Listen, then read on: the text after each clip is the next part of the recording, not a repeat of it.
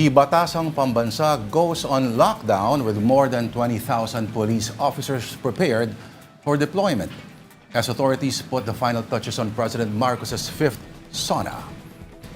And as the president prepares to report to the nation, the health sector assesses its position and the spotlight turns to the front lines and whether government promises have delivered real results and relief to health workers and patients.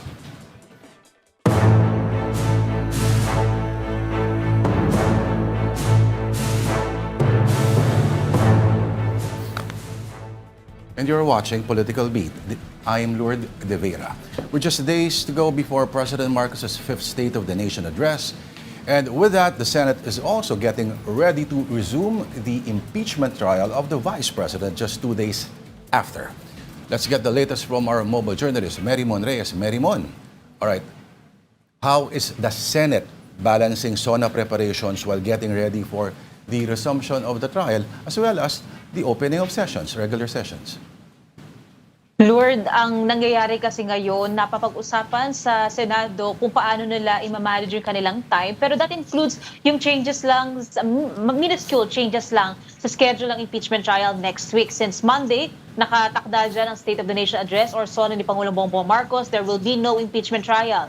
Tuesday, wala ng impeachment trial dahil by tradition, ang Congress meron sila tinatawag na kontra-SONA. So minority ng Kongreso, magsasalita ito either to respond doon sa mga nabanggit sa SONA ng Pangulo or such. And then Wednesday, doon ipagpapatuloy ang impeachment trial. Pero iba na ang schedule nito. 10 a.m. to 3 p.m. na ang schedule ng impeachment trial.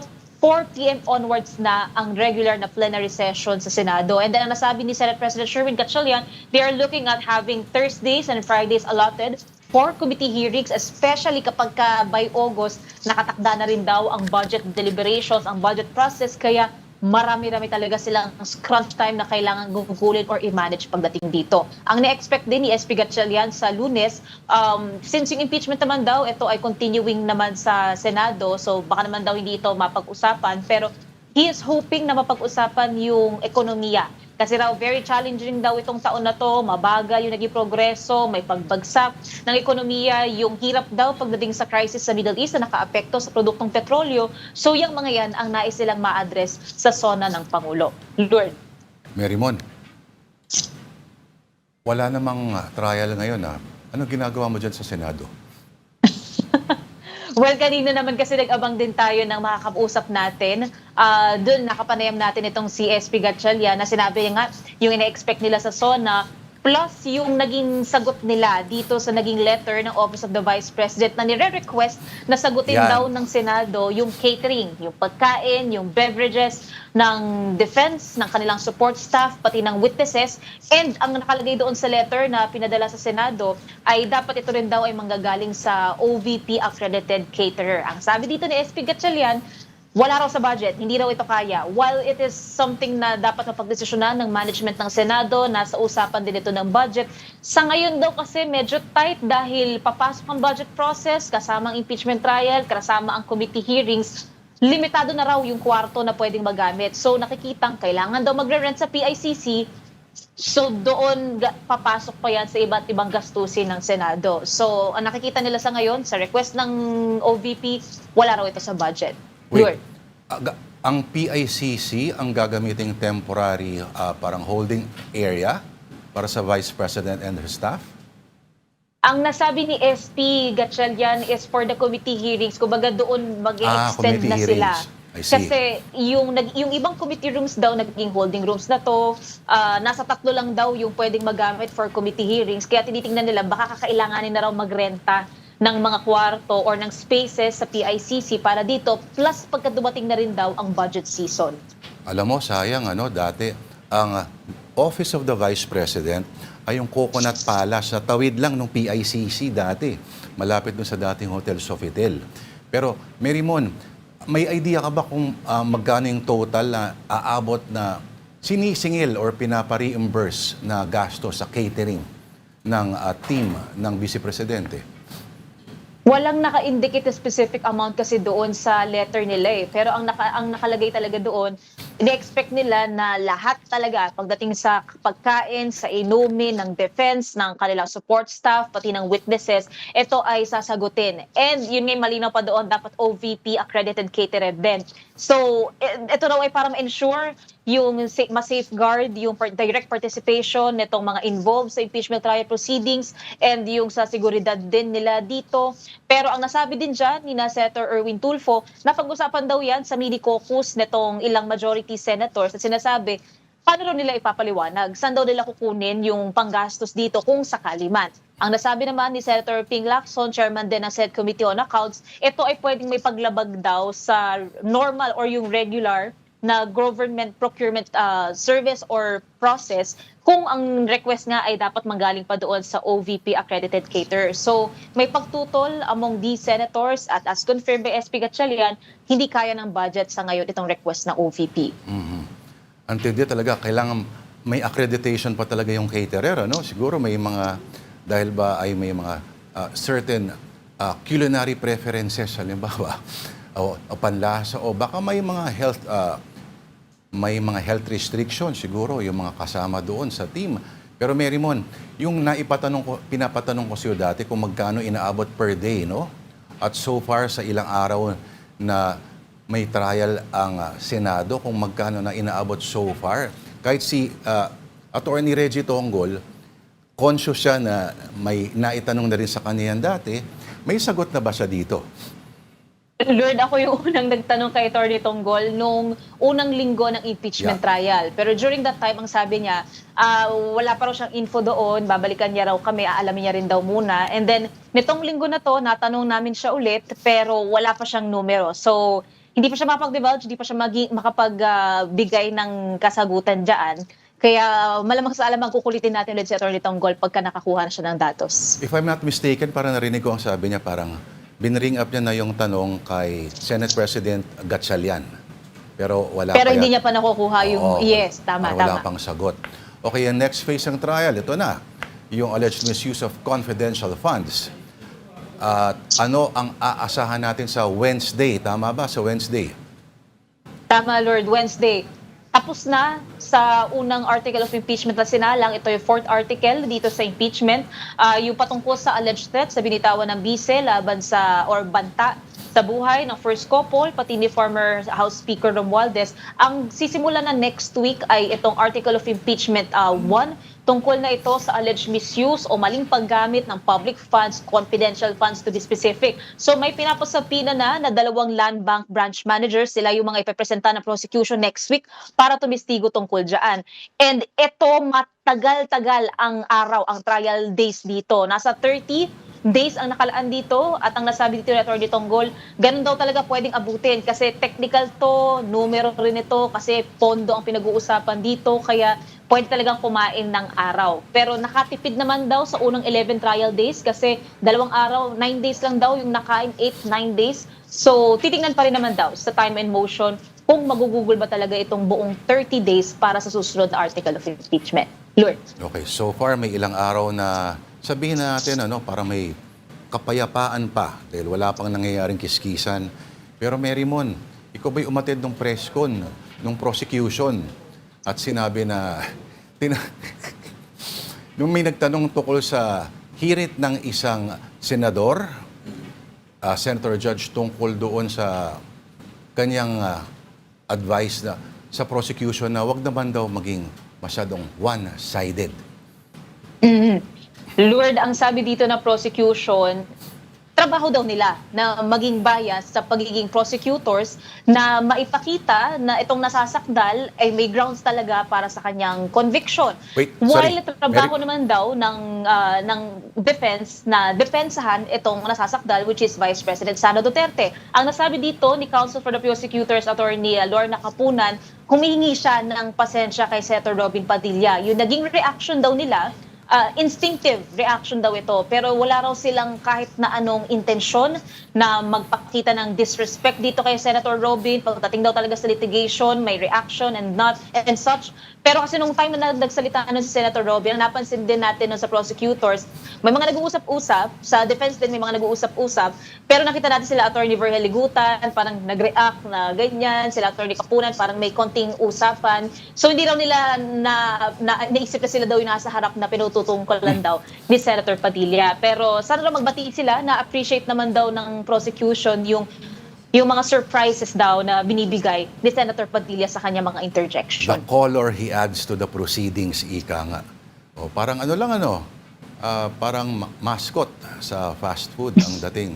O, pero Mary Mon, sila ba talaga, nandun ka ba nung nakita mo sila nung alam mong may konting excitement or konting kaguluhan na nangyari doon nung hinirit niya yon? Oh, yun yung nakita nga natin sila Attorney Ligutan na parang nag-react sila na ganyan kasi nga yun yung naging bitiw, yun yung binitiwan na salita ni Senator Robin, sila Attorney Kapunan, nag-uusap-usap sila. And doon nagkaroon ng reaction si Senator Padilla na may nagkokomento raw sa harapan niya, dapat na paalalahanan na sa lahat ng taong nasa loob ng plenary hall, na korte ito, bawal lang mag-ingay, yung observation daw ng proper decorum, dapat nandiyan.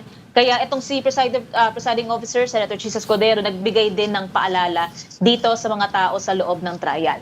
Meron ba may tanong ako? Yung mga senator judges ba, pag tuwing sila ay tatayo pag manifest, wala bang sumusubok na pumigil sa kanila ng mga staff? At siguro tanongin mo na, Sir, ano kaya sasabihin ninyo, Sir? Yung staff kasi ng senator judges din nandoon sa gilid, sa balcony ng plenary hall.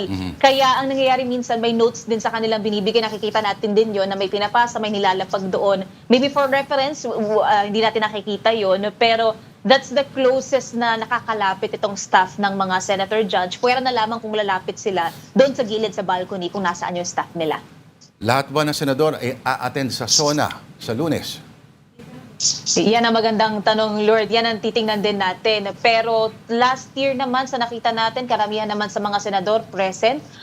Si Vice President Sara Duterte lang, during that time, ang malinaw talagang hindi siya nag-attend. Yun yung titingnan natin. Pero ang malinaw sa Lunes, umaga muna, pagbubukas din ito ng regular session, muli ng Kongreso, pareho sa House, pati sa Senado. So ang mangyayari doon, pwedeng magbigay sila ng mga panukala na isa sa batas na nila o i-approve nila on third reading. Pwede rin magkaroon na rin doon ng paghalal kung mayroon silang i-elect na rin ibang officers ng Senado. Alam mo, Mary Mon, minsan nagkakasamang surprise na kudeta sa mga ganyan, sa mga opening ng session. Tama, Lord. Kaya pwedeng ngayon si Gatchalian muna, liderato niya ang namumunuan sa Senado. Pero depende pa rin yan kung may mga maglilipat bakod muli para mabuo ang bagong mayorya at iba ang iuupo na Senate President Pro Tempore at iba na rin ang magiging majority at minority leader. Malay mo, Senate President Robin Hood Padilla. Hindi imposible yan. Di ba? Alright. Mary Mon, okay, nandyan ka ngayon, nandyan din ang Senate President, kahit walang sesyon, kahit walang trial, napakasisipag talaga ninyo. Alright, maraming salamat. Mary Mon, may tao sa likod mo. Yan po. Ay, wala pala. Okay. Parang Ako lang. Siya lang pala yun. Hindi, nakaputi yung babae kanina. Maraming salamat. Mary Mon Reyes, our mojo, the Senate. Do stick around. Political Beat. We'll be right back after this quick break.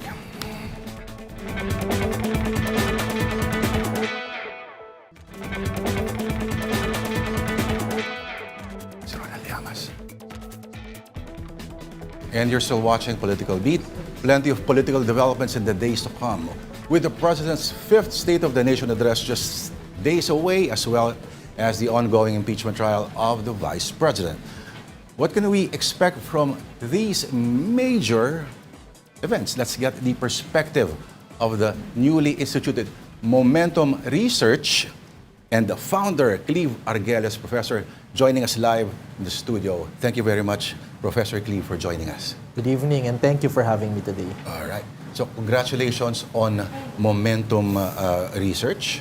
Okay, tell us about it and what makes it different from the other survey firms? Yes. What makes it similar, first, what makes it similar to other public opinion research firms is that we're keeping the same gold standards of good old scientific surveys, right? Good statistical sampling, face-to-face survey, nationwide. What's different is that we call ourselves a next-generation public opinion research firm. One, we are the next generation of public opinion researchers. Most of our people are millennials and Gen Zs. I'm a millennial. Secondly, next generation because the way that we deliver our data and insights, it's going to be fit for this new age. So just today, we launch our research firm. Yeah. If you go to our website, momentumresearch.ph, you already see the entire survey data. It's in a dashboard, it's interactive, you can actually look at demographic breakdowns, right? Because we think that this is how you publish and disseminate survey data now. No? Not huge chunks of text and percentages and basically obscure writings and whatnot. Because I'm also an educator, I know it's so hard to get people's attentions nowadays, diba? Inside the classroom, what lalo outside the classroom. So you really have to make these kinds of interventions. So this is a dashboard na you can really see the entire survey data. But we also think it's very important for transparency. No? When people look at a table, a chart that's being circulated, it's sometimes hard to verify, is this the actual data? Is this true? Now you just log on to our website and see, oh, this is actually the data. Momentumresearch.ph. Okay. Yes. Mali pala to. .ai ito nakikita ako eh. Yeah. And lastly, it's next generation because we also want to be relevant to the new generations of Filipinos, millennials and Gen Z. So I know that we got used to some of the demographic breakdown, diba? Income by region, right? We're also introducing new things, no? Bisexual orientation, for example. Oy. So now we can tell you what are our members of the LGBTQIA+ community also thinking about the latest national issues, right? Because we think this is the new environment and we want to honor and be relevant to this new generation. At si Manolo Quezon, the columnist, ginamit yung paper ninyo na na-publish sa isang journal recently, no? Contemporary Southeast Asian Journal of Contemporary Southeast Asian Affairs. Okay. It says that while confirming certain developments na rin naman, na findings na rin ng ibang yung medyo hindi patterns ang makikita mo pagdating sa ideology. Mostly, according to that paper, parang mostly center pa rin ang lahat. Why is that? So, if you ask Filipinos to self-report, self-describe themselves, most of them will not tell you na, oh, I feel like makakaliwa ako, a leftist, or I'm a rightist. Most of them, a large majority, and by a majority, I would tell you, 70 to 80%, will just tell you, I'm a centrist. I prefer to be in the middle. But it's another question whether in terms of their policy preferences, if you break it down, whether it reflects a leftist orientation or a rightist orientation. And what we found out is that for many Filipinos, they're quite socially conservative. I think that's what we know. We assume that most Filipinos are socially conservative, right? And that these policy preferences don't actually matter if you look at the different political identities or factions. What that means is that if you're a pro-Duterte or a pro-Marcos, and now it feels like these are like two big rival camps with really opposing preferences, right? But if you look at their policy preferences, actually they're quite identical. So there's no ideological difference, there's no policy preference difference. Interesting to sinabi, Duterte's alignment appears to be the most electorally potent and polarizing. Yeah. Explain, please. This is very interesting, Lord. What that means is that if you look at the 2025 Senate elections, and we're looking at the survey data here, if you're a pro-Duterte supporter, you self-report, I'm a member of the pro-Duterte camp, I tend to vote strongly for the people endorsed by the Duterte camp, right? So if Vice President Sara endorsed Jimmy Bondoc and others, right, I vote for them, right? So they have a very disciplined constituency or set of voters. They vote for whoever is endorsed by the Duterte camp. if you contrast this or if you compare this to the other factions, that's not the same thing that's happening, right? You look at, for example, the pro-Marcos camp. Yes, they will vote for whoever is the president is endorsing, but they're also gonna add some names there, right? They'll probably also add Senator Bongo because they also want Senator Bongo aside from Senator Erwin Tulfo, who the president endorsed in the last election. So less disciplined yung pro-Marcos camp. That's also the same thing for the pro-opposition. So it's potent because single-minded na if you belong to the Duterte faction, you get our support, we vote for you. And if you're pro-Marcos or pro-opposition, the liberal opposition, we don't give you any support. Okay, tinitingnan ko na yung website mo ngayon, ano? Yes. Performance approval, Senate President Sherwin Gatchalian. Gusto ko yung may tanong agad dito, no? Mahusay ba in clear, bold fonts at may colors? Okay. Unang tanong dito ay performance approval if Ferdinand Marcos Jr. mahusay ba o hindi mahusay si Bongbong Marcos sa pagtupad ng kanyang mga tungkulin bilang Pangulo? Okay. Colorblind ako sorry. Sorry. Lubos na hindi mahusay, 30.4%. Tama ba ito? Yes. Hindi mahusay, ilang percent lang? 13? Tama ba? Pero malaki ang 40.8% sasabi na hindi mahusay ba ito? Sorry. Or lubos na hindi mahusay. Let me open mine. Mas malaki to. Yes. Yes. Ayan. Okay. So 13.8% ay nagsasabi na lubos na hindi mahusay. Yes. So actually, if you combine the two, 55%, no? 55%, the majority, a narrow majority are saying that they're unhappy with the president's performance, no? So yan yung combination ng hindi mahusay at lubos na hindi mahusay. Kita mo, malinis may sample size pa agad na nakasulat, margin of error, field. May ganito rin naman yung iba. Fonts lang, tsaka yung sorry. Okay. You want it to be in one place. Tama. Yung wala ka mabilis. natatanungin, di ba? Yes. Okay. Yes. Ito naman, Vice President Performance Approval. Okay. 30, halos pareho sila. Tama ba? So it's the reverse, no?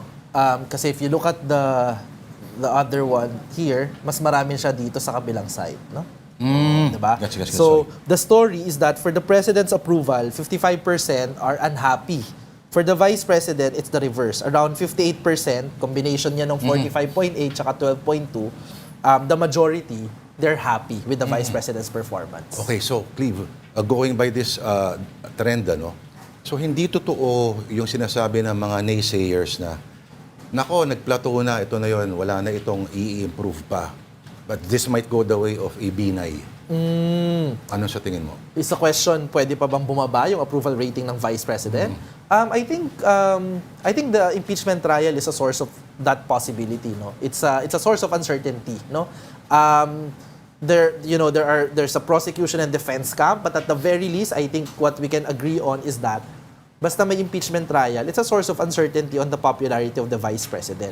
And this is probably why also she's not personally attending or facing the trial. She wants to avoid that possibility. Kasi parang bludgeoning, bloodbath, mahirap na, no? Baka magka-bloodbath din sa mga performance ratings. Pero, Cleve, yung isang, ito, of course, ibang yung Okta according to their surveys, the vice president really took a hit dito sa impeachment. So mukhang, okay, ang insights ninyo sa paparating na SONA, anong tinanong ninyo sa mga respondents? Actually, what we asked our respondents on the SONA is that, ano bang issue, ano bang usapin yung gusto nilang ma-address ng Pangulo on the SONA, no? And what we've learned is that top of mind pa din na gusto nilang pansinin, no, ay flood control, no? About 40% actually would tell you na gusto nila na mapansin ng Pangulo, no, yung flood control. And then yung mga sumunod, I think these are the expected, no, presyo ng bilihin, so rising prices of goods, no, jobs and livelihood, no. And this is an open-ended question, meaning we didn't give them a list. They offer their own answers, no, and we just categorize it, no, on the basis of that, no. Wow. Teka muna. Yes. Nagulat ako dito. Tama ba? Ang laki ng approval ratings ng House of Representatives o mga district Colorblind yun. representatives. Mataas sila, no? Yes. 68.6% is saying na Yes. So this question ay tungkol to sa district representatives nila, sa mismong distrito nila. And actually, when we asked this question before, no, medyo consistent, no, na around 80% would report na they're happy with the representation they're getting from their district congressman or congresswoman, no? hindi nagtanong sa amin yan. Yeah, pero if you ask them, malimbawa kay Speaker Boji D, ang interesting dito is marami nagsasabi, hindi ko siya kilala. Ang weird, di ba? Hindi ko siya kilala. Pero kilala na sila si Alexander Gesmundo. Marami ding nagsasabi naman na hindi nila kilala si Chief Justice, no? 36.1%. Kay Speaker naman, House Speaker, 40% yung nagsasabi na, well, hindi ko masabi if he's performing well or not because I just don't know him. Baka alam nila si Joe De Venecia pa rin ang Speaker of the House. Hindi ko na ata So interesting na naabutan ito, no? Performance approval. Senators, ang number one, my God, gusto kong tumalon sa bintana para... Hindi, wala dyan. Magugulat pa ba tayo? Okay. Luis, sa tingin mo, sa Momentum Research, performance ratings, sa iyong palagay, sino mga kasalukuyang senador ang mahusay sa pagtupad ng kanilang mga tungkulin bilang mambabatas? Maaring pumili ng hanggang 3 pangalan. So, multiple ano to, no? Sir Robin. Yes. Sir Cleve pala. Si Robin Padilla ang ibig sabihin. Si Sir Robin Padilla, Senator Robin Hood Padilla, 30.9% ang pinakamataas. So, mukhang sa Pulse A, lumalabas din, anong meron? Sorry. Hindi ko alam paano tatanong yun eh. Sa pananaw ng marami, ika nga ng isang House Prosecutor ay Senator Padilla adds color to the proceedings. Alam natin na hindi siya form of flattery siguro. No? Pero ano ang, bilang isang political scientist din, ano ang may sinasabi at pinapakita o tenor na ginagawa ng Senator Padilla at bakit? Considering, ang bago-bago lang ng survey ninyo. I'll answer this in 2 ways. One is that if we go back to the study that we did, no, on sabi natin electorally potent yung Duterte endorsement, no, very powerful. That means that if you look at yung ating mga well-performing senators, ang top is si Robin Padilla at 31%, followed by Senator Alan Peter Cayetano at 27%. Tapos Raffy Tulfo and then Bongo. So top 4 natin, mga identified na allies ng mga Duterte. This is because, again, the Duterte faction is quite disciplined. They don't need to ask you, oh, are you performing well? Meaning, they don't need to scrutinize what you're really doing. It's an identity-based relationship, no? May mga bago kaming studies na ilalabas na it's not cognitive eh. It's not a question of information. It's an affection. It's an identity. I identify with the Duterte camp, therefore, those who identify with my camp, I support them. In contrast, in comparison, in the focus group discussions that we've done in the past, those types of other voters, yung mga supporters ng opposition, even the people that identifies with the opposition, actually, medyo pinapahirapan nila. I like Bam Aquino, but is he doing really well? I like Risa Ontiveros kasi opposition siya. But is he doing really well? Ganun ang reaction nila. Yes. Parang they really try to scrutinize whether it deserves their support, di ba? Pero ito, yan yung lumalabas. And secondly, as a political scientist, you know that historically, yung character ng Senate natin, it has changed so much, no? And kagaya nga sinabi ni Attorney Lorna Kapunan, maybe may expectation tayo na hindi dapat color ang hinahanap sa Senate. But it's been a while, ha? Parang for the past Senate elections, it's color that people are looking for in a senator. Color in the sense of political color or color in general adding to an otherwise drab black and white world. Sorry. Okay, paparating na SONA. Balikan ko ulit, ano? My God, performance approval. Maaari pumintot ng pangalan. May mga nagsasabi after the 2025 elections, midterm, na at least may pag-asa kasi yung mga inasahan natin na dati papasok, never made it. At may mga surprises ng mga nasa number 13, 17. Ay, naku, ang taas pala nung bilangan na sa balota. Pero may magsasabi rin, at kilala mo iba dyan, na don't get your hopes up. No? Kasi malaking porsyento pa rin ng electorate na mga bata is identified with the Dutertes. Ang point ng tanong ko ay, should we be more optimistic na ang electorate ay nagiging mas discerning na o hindi pa rin? I think we should be realistic. And by realistic, what I mean is that I think if you have been observing Philippine politics for the longest time, and I say this as someone na wala ata akong napanalong binoto ko for the longest time, di ba?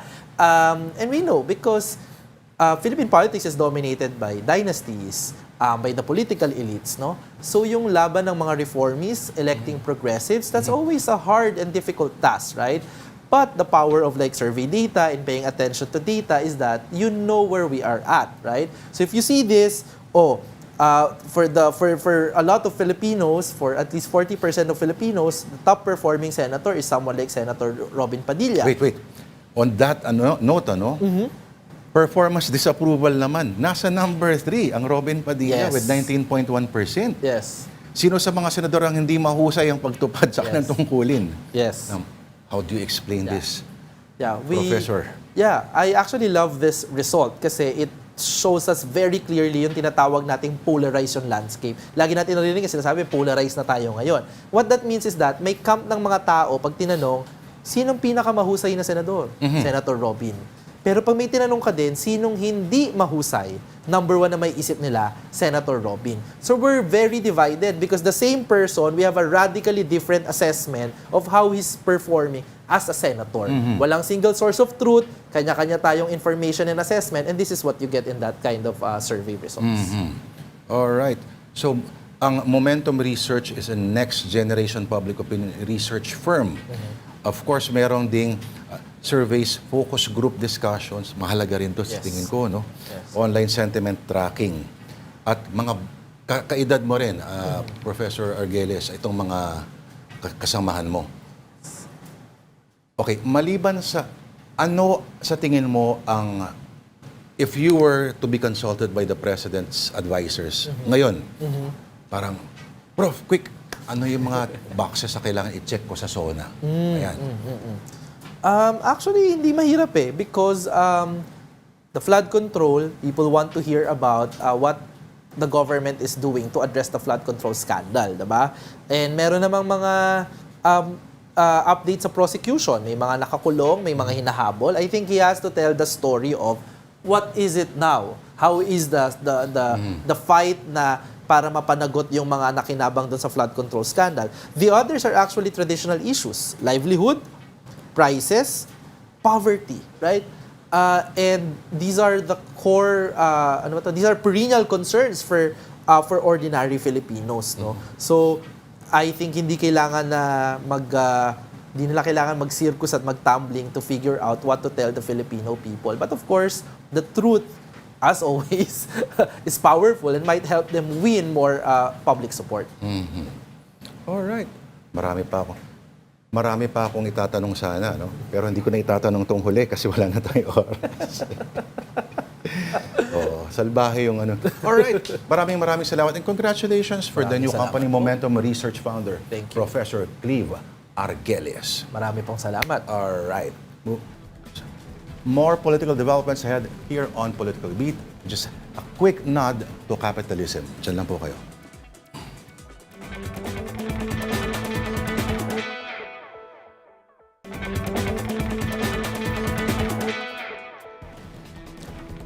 And you're still watching Political Beat.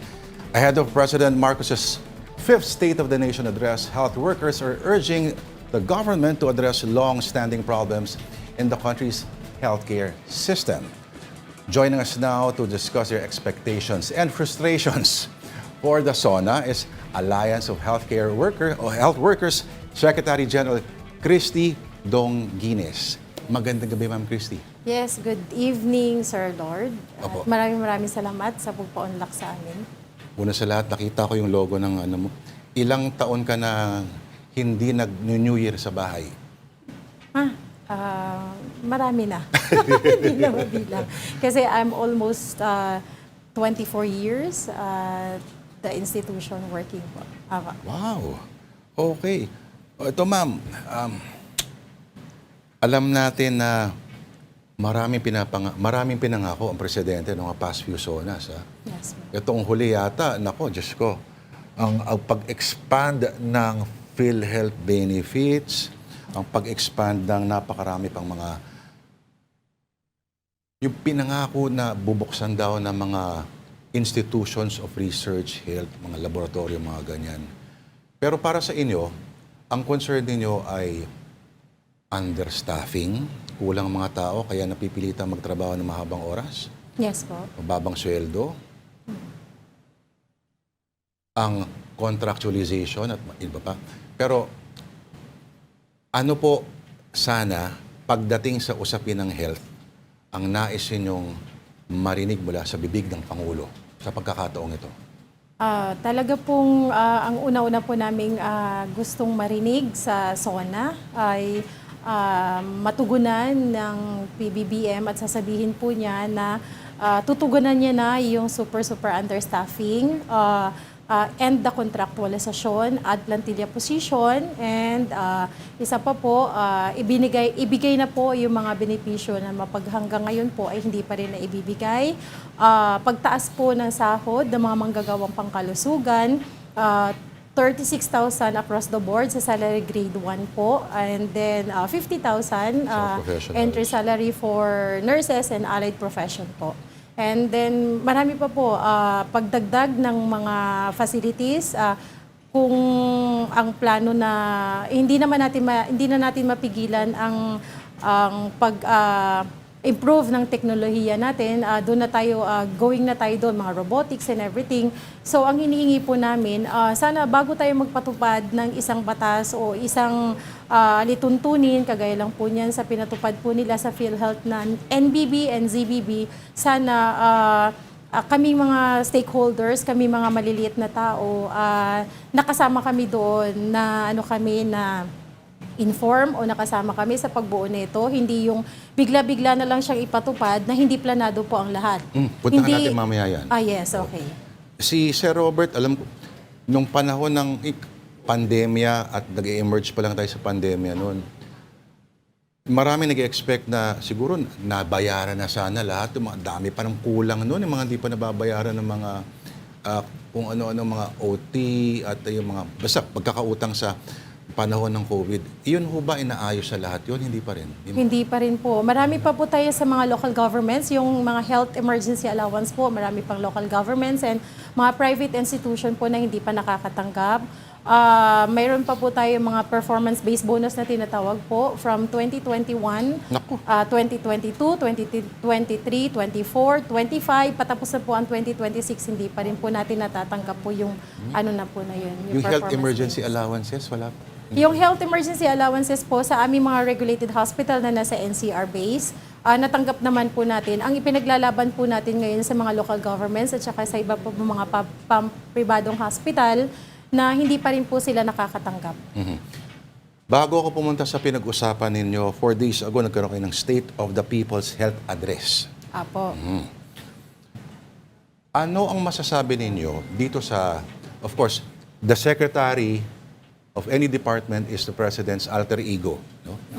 Anong masasabi niyo rito sa bagong Health Secretary at yung pinalitan niya, Okay. ano pong masasabi? So, doon muna tayo sa pinalitan. Okay. Sa kay Secretary Ted. Ay, iba pangalan. Sige. Apa. Secretary Herbosa? Si Secretary Herbosa po. Sa kanya po, sa panahon niya po, hirap na hirap kami na makipag-dialogo kasi ilang beses na po kami sumulat sa kanya. Hindi po kami talaga hinaharap. Hindi kami binibigyan ng pagkakataon para maiparating yung mga hinanaing ng mga health workers. Tapos, alam naman po natin na sa panahon niya talagang sobrang talamak din ang korupsyon. Napakadami mga super health centers na sabi gawa na tapos na ang project pero hindi naman siya wala, nasan siya? Nanatili siya parang ghost sa super health centers.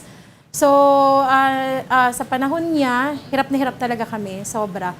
Ngayon, dito naman sa panibago nating appointed na Health Secretary, si Dr. Pujalte Jr., natutuwa tayo sa side nating mga manggagawang pangkalusugan, natutuwa tayo kasi para po sa kaalaman ng lahat, si Dr. Pujalte po, isa po siya sa sumama sa atin na lumabas ng panahon na ipinaglalaban po natin yung privatization po ng Philippine Orthopedic Center po. Isa po siya sa At ano siya, orthopedic surgeon director siya? po siya ng Orthopedic Center po, Philippine Orthopedic Center. And then during that time, nagtalumpati nga po siya na sabi niya, siya yung captain of the ship. So, hindi niya hahayaan na maisa pribado ang natatanging nag-iisang Philippine Orthopedic Center na siyang takbuhan ng ating mga kawawang mga kababayan na nangangailangan ng pagamutan sa mga buto, sa mga bali. And then, Akala ko noon, Ma'am Christy, akala ko sa PGH lang may mahabang pila, gabi pa lamang. So, orthopedic din pala. lahat po sa amin, sa hospital namin, lalo po ngayon, dinadagsa po tayo ng mga kababayan natin na walang kakayanan para magbayad sa The Medical City. Walang kakayanan magbayad sa mga pampribadong hospital. So talagang yun ang takbuhan talaga nila. Okay. Ito namang pinangakong zero balance billing na niyabang nung isang taon. Ito ba'y dapat nating paniwalaan? O zero credibility, zero balance? Ano ho bang? Ang itong zero balance billing at kung mabanggit na rin ang no balance billing, kaakibat silang dalawa, which is okay siya pakinggan. Okay naman na batas o ano. Ang atin lang po ay ipinatupad po ito ng hindi po tayo na konsulta. Ano po ba ang guidelines dito? Ano po ba ang dapat gawin? Ano po ba ang dapat i-prepare? So, pinatupad to nang bigla-bigla na lang lumabas po ito na hindi kami prepared. Kulang ang manpower. Personnel-wise, kulang na kulang kami. Sa infrastructure-wise, kulang na kulang din kami. Sa mga facilities, sa mga diagnostic procedures, kulang kami. Sa sahod, sa pasahod, sa mga manggagawang pangkalusugan, kulang na kulang kami. Kung bakit ko po nasabi, dinagsa po kasi tayo, super overwhelmed ang number of patients coming from different provinces. Dumadating sa atin, tapos hindi natin sila kayang i-accommodate sa isang araw kasi sa sobrang dami nila, ilan lang po yung mga health workers. So, sobrang nagkakasakit na po ang mga health workers dahil kailangan natin mag-extend ng oras kasi wala na pong sasalo dahil yung sasalo sa atin, absent na, may sakit na. So, kailangan po natin mag-extend ang oras. So, hindi naman po tayo robot na hindi kami napapagod. So, nagkakasakit kami. Pagdating naman sa mga nurses, ang impression naman ng iba, ay, kukunti na lang ang mga nurse sa private kasi mas malaki na raw ang sahod sa public hospitals. Ganun ang impression po. Ay, kaso lang po, yun nga po yung sinasabi po natin, hindi namin ramdam na malaki po, Sir Lord. Medyo mataas na ang posisyon ko sa hospital pero hindi kakayanin ng sahod ko yung pagtaas ng inflation ngayon.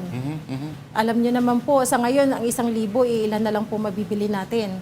So, kailangan talagang makahabol talaga ang sahod, ang mga sweldo ng mga manggagawang pangkalusugan sa pagtaas. Hindi rin pala ganun kataas. Hindi po. Ang pinakamataas po sa amin, ang dami ng pasyente.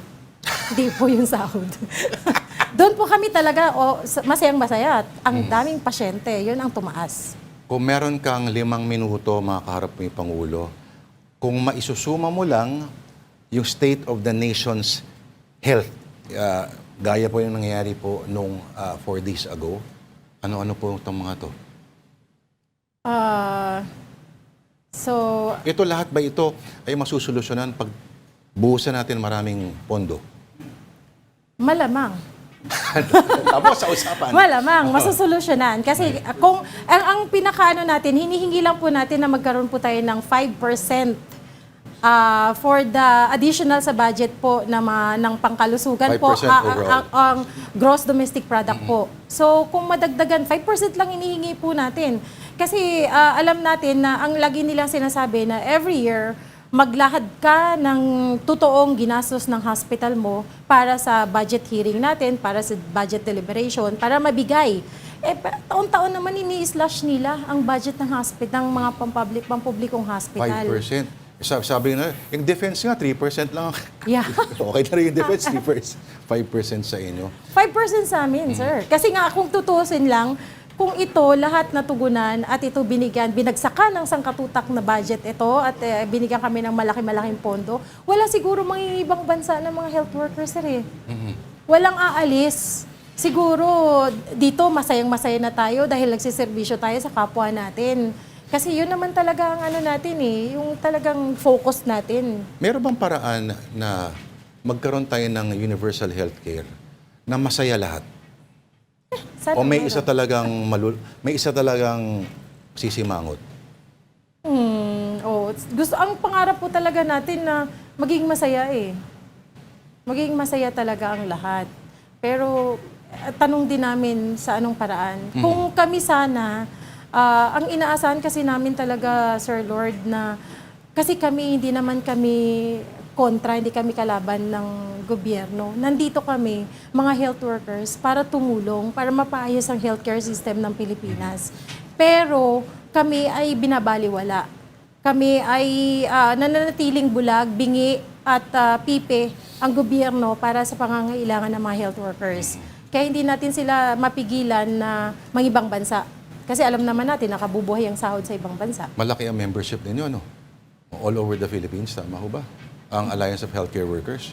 Marami po kami all over the Philippines po. Even mayroon po tayo sa ibang bansa. Okay. Alam natin sa SONA, maraming ulit ipapangako at maraming iyayabang ng mga statistics ang Pangulo. Pero at least kahit paano, hopeful kayo dito sa bagong DOH Secretary. Yes po. Kasi Hopeful na-boots kami, on the hopeful. ground siya, nakita niya yung Opo. realidad.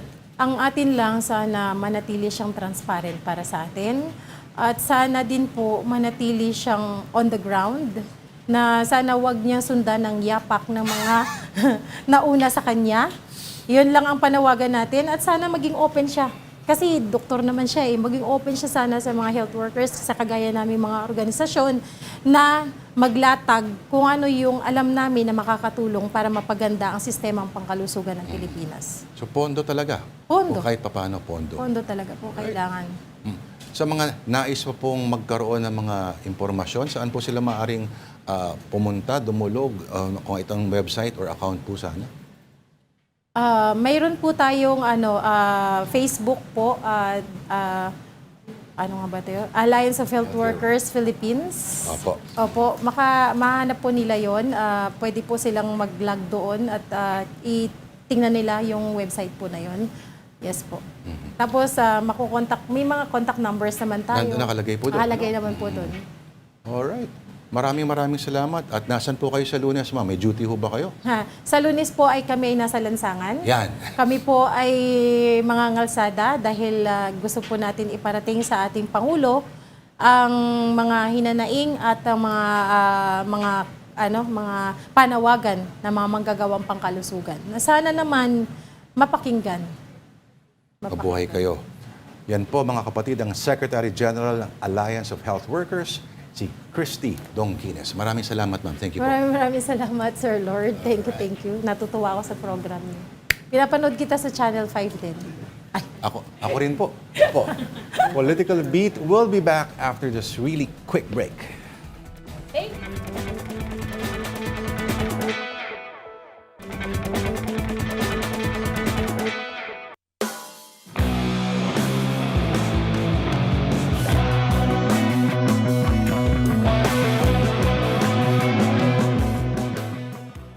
This is an open letter to the staff of Senator Robin Hood Padilla. Dear staff, this is not a letter about politics. It is a plea about occupational safety. Your principal is a man of remarkable confidence. But confidence is like methane or the methane gas. It requires requires careful management. Left unattended, it escapes into microphones and seeps into the national conversation in the most unflattering of ways. You occupy a role more important than merely arranging schedules and carrying folders. You are the last line of defense between an impulsive thought and the congressional record. Somewhere between the senator's brain and the nearest microphone or TV camera, there ought to be a checkpoint, like a customs inspection or a quarantine station or border patrol. Somewhere in your team, a brave soul must be empowered to whisper, "Sir, wait," before pointing to a framed poster of what resembles the four-way test for the good senator who has no shortage in self-esteem. Number one question, is it necessary to open your mouth at this point? Number two question, really like a matter of national security? Number three, can it wait till tomorrow? Number four, will it make me look and sound stupid? Every public official occasionally misspeaks. That is a clear hazard of the trade. The tragedy is that public ridicule is cumulative. One unfortunate remark can be forgiven. A dozen becomes a reputation. That is unfair to the office, unfair to the institution, and ultimately unfair even to the man himself. Eventually, the audience stops listening for ideas and starts waiting for the next blooper, like asking the prosecution to avoid being one-sided, or previous to that, that force majeure thingy, and before that, the claim of a husband's sexual rights to the wife regardless of mood. When a counsel for the defense says that counsel for the prosecution says that your principal adds color to the proceedings, please do not mistake it for praise. Adding color is the job of class clowns and fast food mascots. Your principal has been senator since 2022, and 4 years plus millions of pesos in budgets in the office should be an adequate time for self-improvement. There's an old saying often attributed to Abraham Lincoln, though its authorship is uncertain, that it is better to remain silent and be thought a fool than to speak and remove all doubt. Dear staff, you have the duty to protect his image and credibility. Tell him when he is venturing outside his expertise. Hand him briefing papers. Encourage him to ask questions before answering them. Introduce him to that ancient political technology known as preparation. It has served statesmen rather well for centuries. And if all else fails, just take a look at the great Lito Lapid and embrace the oldest communications strategy in human civilization. Silence. Silence. Silence. And that has been the word of the Lord for tonight. And the political beat this Thursday, the 23rd of July, I am Lourdes de Vera. Please enjoy the rest of your evening. Tomorrow is a Friday, and we all deserve a big drink.